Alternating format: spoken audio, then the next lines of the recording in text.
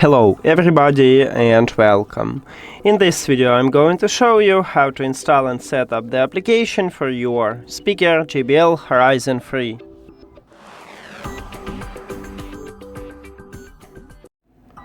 You need to start by open Play Store and then go to the search at the right bottom. Then click at the search line at the top and write JBL 1.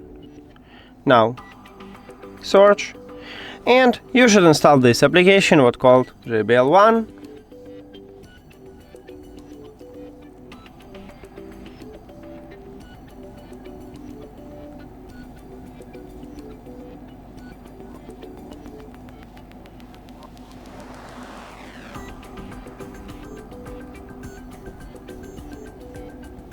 Open it.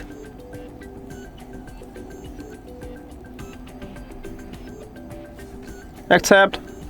Get started. Hello.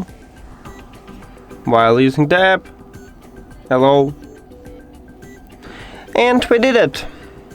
Thank you for watching this video. If you found it helpful, please consider subscribing to the channel and leave the like on the video. See you later.